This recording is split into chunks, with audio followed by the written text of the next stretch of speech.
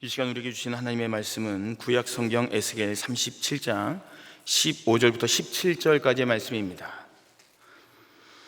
제가 가진 성경으로 구약 1210쪽입니다. 에스겔 30장 15절부터 17절까지의 말씀을 한 절씩 교독하시고 17절은 합독하겠습니다. 여호와의 말씀이 또 내게 임하여 이르시되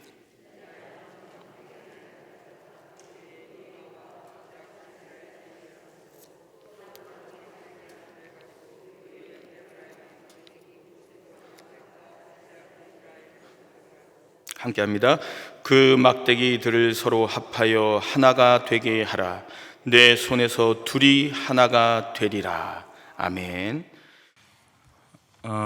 두레츠는 역사의 교훈이란 책에서 인류 역사는 바로 전쟁의 역사라고 하면서 역사가 기록된 3401년 동안 전쟁 없이 지낸 날은 불과 268년밖에 없다라고 기록하고 있습니다. 독일의 철학자 칼 야스퍼스도 인간의 실존 가운데 전쟁, 즉 싸움이라고 하는 것은 인간 이상의 한계 상황에 속한 것이다. 또 인간의 운명은 싸움과 함께 존재한다라고 주장을 했습니다. 미국 한인교회 이야기입니다. 한국 사람들은 개별적으로 보면 아주 뛰어난 민족이라는 평가를 받습니다. 그런데 이상한 것은요, 한국 사람들 모아만 놓으면 분열하고 싸운다는 겁니다. LA 근교에 어느 타운이 있었는데 그 타운 상점에 중국 사람들과 유대인들이 먼저 들어가서 장사를 하고 있었다고 합니다. 그 사람들이 장사를 잘 그럭저럭 잘 하고 있다가 갑자기 이제 그 상점에 한국 사람이 입점하면 바짝 긴장을 한다고 합니다. 왜 그럴까요? 이 한국 사람들을 당해낼 재간이 없다고 하거든요.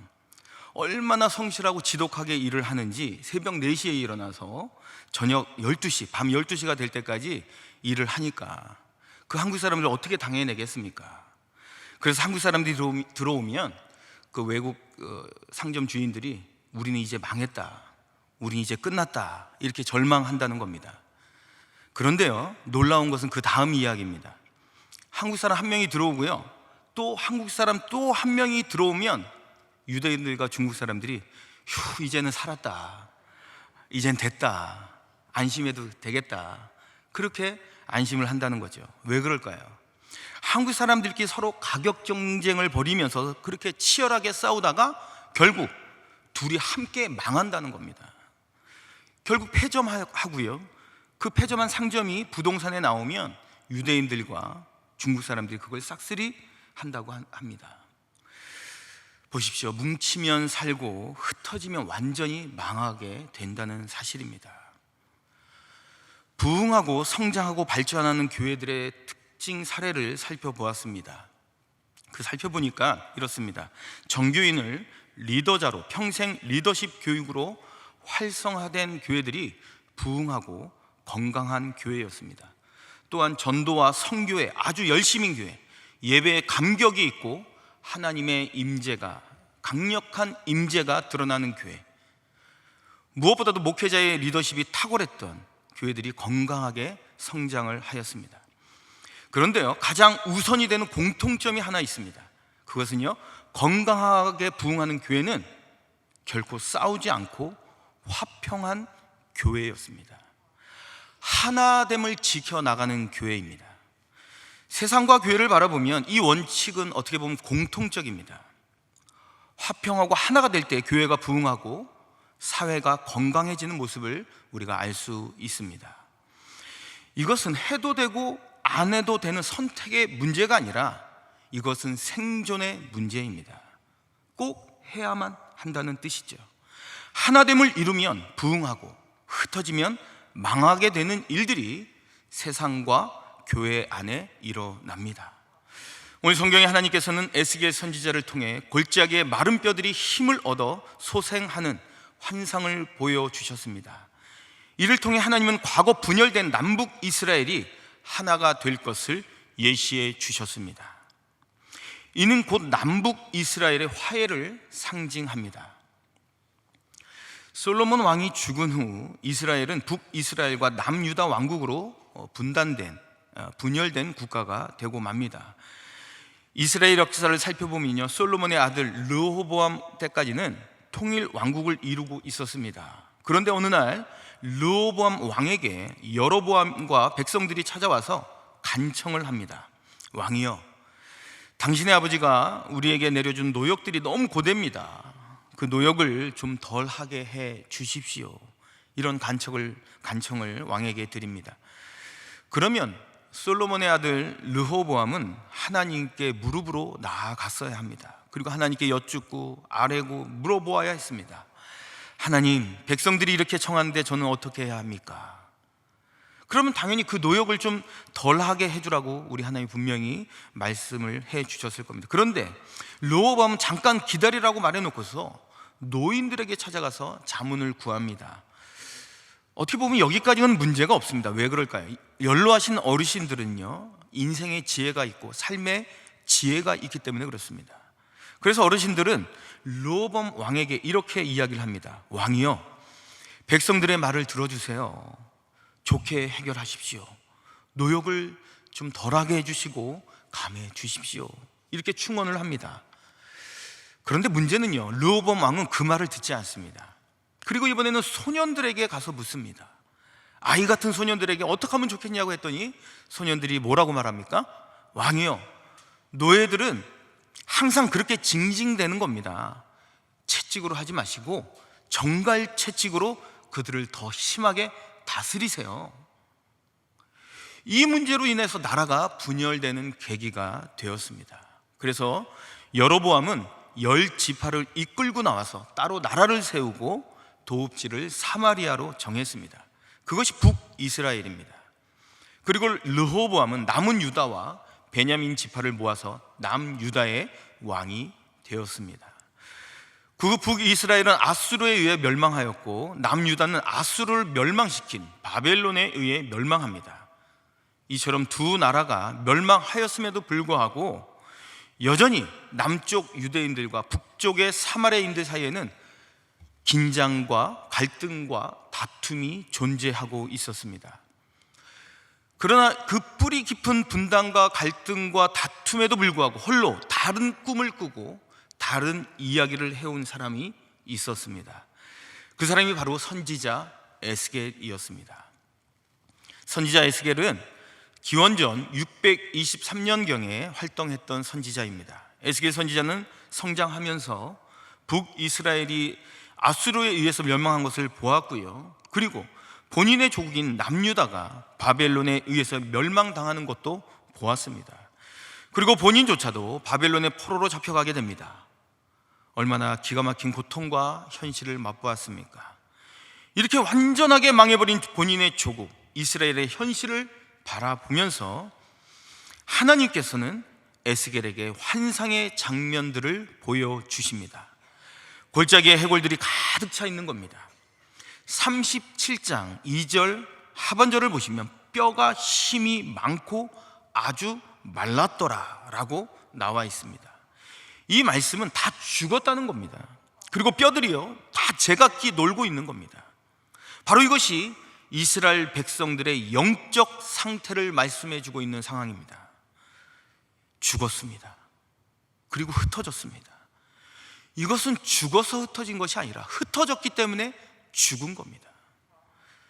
자, 그러면 이스라엘 백성들이 마른 뼈가 되어서 흩어진 이유가 무엇일까요? 성경은 우리에게 말씀합니다. 이스라엘 백성들이 하나님의 말씀을 경청하지 않았기 때문이라고 말씀합니다. 이때 37장 3절 이하부터 하나님께서 에스겔 선지자에게 이렇게 말씀합니다. 이 뼈들이 능히 살 수 있겠느냐? 에스겔이 대답하죠. 주 여호와여, 주께서 아시나이다. 하나님께서 에스겔에게 다시 말씀합니다. 너는 뼈들에게 이렇게 말하라. 너희 마른 뼈들아, 여호와의 말씀을 들을지어다. 내가 생기를 너희에게 들어가게 하리니 너희가 살아나리라. 회복을 약속해 주십니다. 바로 이때 하나님께서 에스겔에게 막대기 예언을 보여주십니다. 너는 막대기 2개를 가져오라. 에스겔이 막대기 2개를 만들었습니다. 하나님께서 말씀합니다. 막대기 하나에는 유다라는 이름을 쓰라. 이름을 썼습니다. 또 하나의 막대기에는 에브라임의 이름을 쓰라. 에브라임은 북이스라엘의 대표적인 지파이고 유다는 남유다의 대표적인 지파입니다. 하나님께서 말씀하십니다. 17절 말씀인데요, 우리 한 목소리로 함께 17절 말씀 함께 합독합니다. 그 막대기들을 서로 합하여 하나가 되게 하라. 내 손에서 둘이 하나가 되리라. 여러분, 오늘 본문 말씀에서 제일 많이 나오는 단어가 무엇일까요? 그것은 하나라는 단어입니다. 16절에서 19절까지 말씀을 살펴보면요, 무려 7번이나 하나라는 단어가 등장합니다. 이전 하나님은 에스겔 선지자를 통해 이스라엘과 유다의 통일을 외치게 하셨습니다. 막대기 둘이 하나가 되게 하라는 것은 곧 이스라엘 백성들이 서로 연합하게 된다는 말씀입니다. 이는 곧 서로 유기적인 질서와 조직을 가지고 하나의 신앙 공동체를 확립하게 된다는 의미를 갖습니다. 과거에는 분열되고 하나님의 백성으로서 아무런 힘도 능력도 없었지만 이제는 이스라엘이 서로 하나로 연합하여 큰 힘과 능력을 발휘하게 될 것이라는 약속의 말씀입니다. 신앙 공동체가 올바른 조직을 통해 질서를 갖고 또한 서로 하나가 되어 연합해야 하는 명확한 이유가 바로 여기에 있습니다. 자, 그럼 막대기 둘이 하나가 되게 하라는 것은 어떤 의미일까요? 분열된 이스라엘 백성들이 서로 용서하고 이해하며 사랑해야 함을 의미합니다. 참으로 분열된 공동체가 다시 하나로 결합되기 위해서는 용서와 이해, 사랑과 포용의 자세가 매우 중요합니다. 이런 자기희생과 헌신의 마음의 자세가 갖추어지지 않고서는 결코 어떤 분열된 공동체도 하나를 이루어 갈 수가 없습니다. 이는 마치 예수 그리스도가 우리의 죄를 용서하심으로써 말미암아 자기 하나님과 우리 사이에 분열된 그 관계가 다시금 회복되었듯이 우리들도 이렇게 자기 희생을 통해서 상처받고 얼룩진 공동체를 하나로 연합시키는 하나님의 도구로 우리는 쓰임받아야 합니다. 여러분, 그러면 두 개의 막대기를 어떻게 합하라는 말일까요? 두 개의 막대기를 이렇게 포개면 되는 것일까요? 성경은 그런 의미가 아닙니다. 이것은 이스라엘의 모든 죄악이 남유다와 북이스라엘로 갈라져서 두 개의 막대기로 싸우고 서로 지적하고 서로 찔렀던 이 막대기를 하나님께서 어떻게 회복시킬 것인가를 예표로 보여주신 것입니다. 장차 오실 예수 그리스도를 통하여, 그 십자가를 통하여 이스라엘 민족을 하나님께서 어떻게 회복시킬 것인가를 예표로 보여주신 겁니다. 두 개의 막대기를 하나로 합하라는 의미는 이렇게 합하라는 의미입니다. 그 막대기 안에는 유다의 이름이 적혀져 있고 에브라임의 이름이 그 막대기 안에 적혀져 있습니다. 지금까지는 그 막대기를 가지고 서로 때리고 서로 찔렀고 서로 죽이려 했습니다. 그런데 우리 하나님께서 말씀하십니다. 두 개를 합하여, 즉 십자가로 만들라는 겁니다. 그 막대기 안에 유다의 이름, 에브라임의 이름이 적혀 있는 것은 바로 저와 여러분의 이름이 적혀져 있는 겁니다. 세상을 보십시오. 얼마나 많은 분열이 있습니까? 얼마나 많은 다툼이 있습니까? 이 사회만 봐도 그렇습니다. 정치적 이념에 따라서 좌파 막대기가 있고 우파 막대기가 있습니다. 또 부자 막대기가 있고 가난한 사람의 막대기가 있습니다. 내 생각과 다르고 내 뜻과 다르면 서로 적대시하고 비방하고 다투고 결국 분열이 일어납니다. 서로 하나가 되지 못하고 찌르고 때립니다. 하나님께서 우리에게 이 시간 말씀하십니다. 내게로 가져오라. 그리고 합하라. 내 이름이 쓰여있는 그 죄의 막대기에 내 아들 예수 그리스도를 못 박게 할 것이다. 그 십자가를 통하여 너희는 하나가 될 것이며 회복하게 될 것이다. 약속의 말씀을 우리에게 허락해 주셨습니다. 바로 이것이 오늘 본문의 하나님의 계시입니다. 그러면 우리는 어떻게 하나가 될 수 있는 것일까요? 우리가 하나가 됩시다, 무조건 하나가 돼야 합니다 라고 구호를 외치면 하나가 될 수 있는 것일까요? 세상 사람들처럼 술 한 잔 기울이고 툭툭 털면 정말로 하나가 될 수 있는 것일까요? 그것은 겉으로만 하나가 되는 듯합니다. 조금 지나면요, 인간은 죄성이 있는지라 또 다시 분열이 일어나고 결국 하나가 될 수 없습니다. 그래서 하나님께서 말씀하십니다. 서로 다른 두 막대기를 가져오라. 저와 여러분이 지었던 모든 죄악의 이름이 쓰여있는 그 막대기를 가져와서 십자가로 만들라. 그리고 십자가에 내가 대속의 희생제물로 죽게 될 것이다. 그리고 너희는 그 십자가 밑에 서라. 여러분, 우리는 십자가 밑에 서야 합니다. 십자가 밑에 서야 합니다. 십자가 밑에 서면요, 내가 죄인임을 분명히 깨닫습니다. 그리고 십자가 밑에 서면 자랑거리가 전혀 없어집니다. 세상에서 아무리 잘나도 십자가 밑에 서면 잘난 체 할 수가 없습니다. 누가 잘했다, 누가 잘못했다, 십자가 밑에서 어떻게 논할 수 있겠습니까? 나의 죄 때문에 내가 범한 그 죄의 이름이 적힌 그 두 개의 막대기 사이에 하나님의 아들 예수 그리스도가 십자가에서 죽으셨습니다. 우리는 이미 죽었고 흩어졌고 마른 뼈와도 같은 존재였습니다.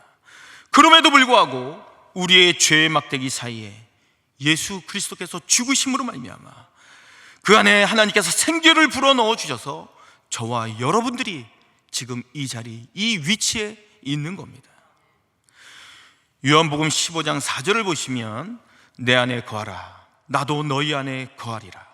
가지가 포도나무에 붙어 있지 아니하면 스스로 열매를 맺을 수 없음 같이 너희도 내 안에 있지 아니하면 그러하리라. 가지끼리 서로 사이좋게 지낸다고 해서 열매를 맺을 수 있는 것이 아닙니다. 하나가 될 수 없습니다. 성경은 우리에게 말씀합니다.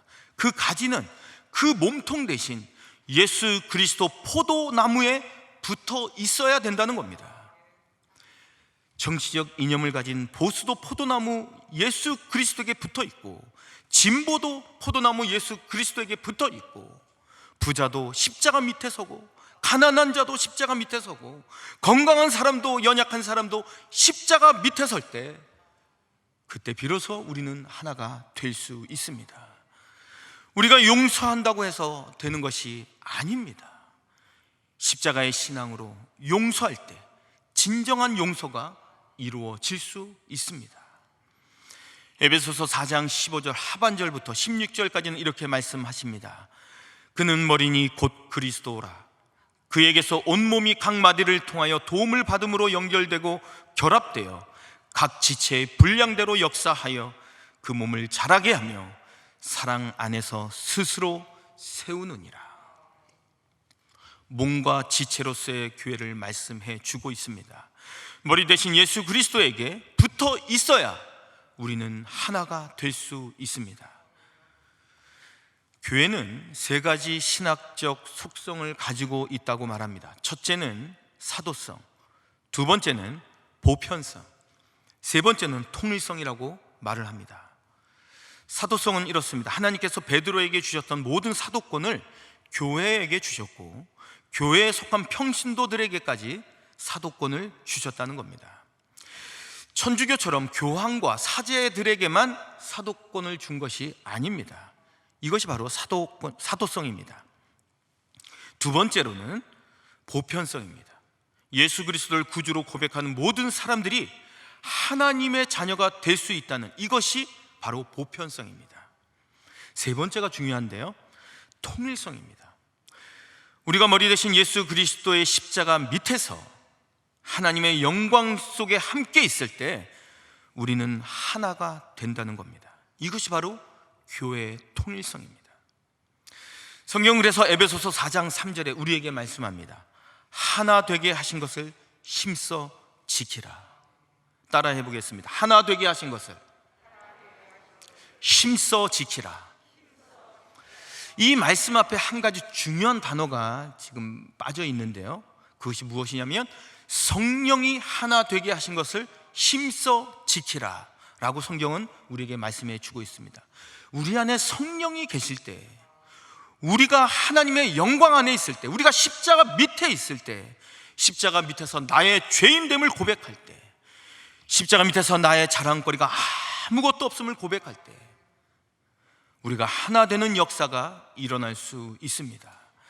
내 죄의 막대기와 다른 사람의 죄의 막대기 위에 예수 그리스도의 거룩한 피가 흐르고 있습니다. 그 이름이 적혀있는 막대기와 다른 사람의 이름이 적혀있는 그 막대기를 만날 때 그 막대기 사이에 세 개의 못자국이 남아 있습니다.